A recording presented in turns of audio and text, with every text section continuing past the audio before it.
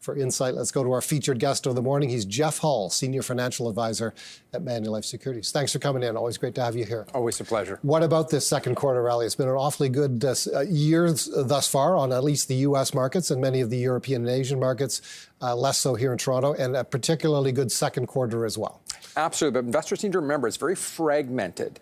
The real winners are just a handful of companies. So it looks like the overall market's done well, but if you take out the top 10 in market cap size, the top 10 on the S&P 500, the rest of the S&P 500 is not done as well, actually. So it's really those champions that are dragging everybody else behind to some big success. So those bigger companies have an influential result more than the average company. I've spoken to a couple of people recently who see a bit of a broadening out in breadth. Are you seeing that as well? Yeah, some of the small caps joining the rally? Absolutely. It really started with big tech, really came back with a boom, and then now you're starting to see a processional effect there with other ones starting to participate down the food chain a bit. Now we're seeing better market breadth overall for sure. What about here in Canada? Why are we lagging behind?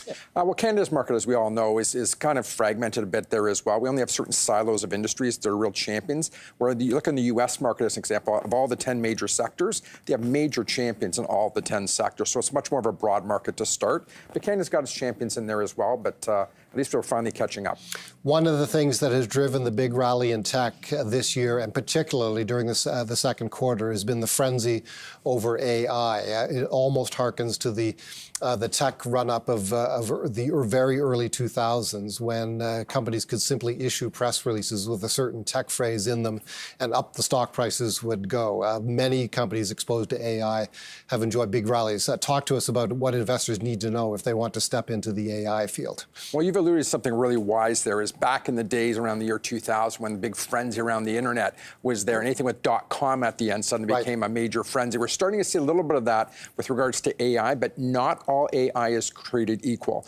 But it really started with investors getting the opportunity to play with GPT, generative pre-trained transformers, what that stands for.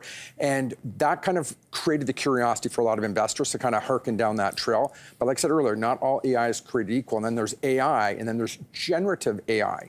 There's a major step forward, and that generative AI is really the ability for the computer to create, whether it's video, music, artwork, and a whole slew of different things. It's really the power of generative AI that's become really interesting and captured the imagination of investors.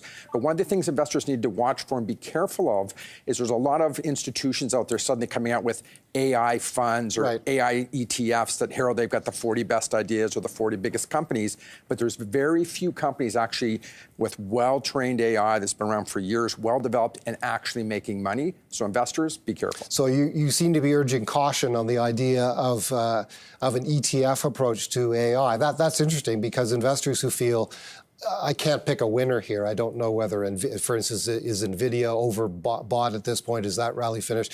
It would be wiser, perhaps, to buy a basket of AI-related stocks. You caution against that approach. Yeah, absolutely, because there's very few true, pure AI companies. And you mentioned a great one there. I've talked about Nvidia on this program, actually, for over 12 years now. Nvidia is really one of the champions of AI, but one of the benefits of that is that's just one silo of their business. They have over 90% share of the video gaming market worldwide. They're involved with GPUs. They run a lot of the server farms for the cloud. They've got self-driving car technology. I can go down a whole raft of businesses where they're generating income and money from all of those different silos. So someone can participate with something like that and have the benefit of real earnings right away. But some of these newbie startup AI companies that are just ideas and hope is not a strategy. So investors really need to be cautious and stay away from the spaghetti method of some of these ETFs that claim they're just going to buy a basket of AI companies when that's like throwing spaghetti at the wall to see what sticks. That can be a little bit dangerous as well. There are some of the points that Jeff has made in some notes that he's prepped on this topic. Don't use the spaghetti method. He's just talked about that.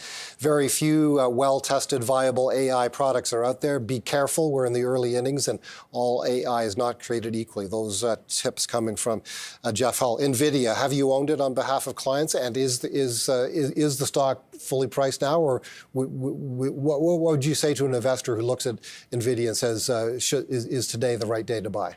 Well, the right day depends on the person's own individual aspects. Same when I'm using that for my clients as an example. I've been in Nvidia for over a dozen years for people. Love the company. I can't speak highly enough of the CEO, where they're headed. Great business. But for investors, it's always best to buy any company we can get at a discount or a pullback. But the future really is AI, and Nvidia is the champion and leader, kind of pole position in that area. So it's a great one investors should watch, and if they feel like they're comfortable with it, that could be one that could be very interesting for the future as well. Let's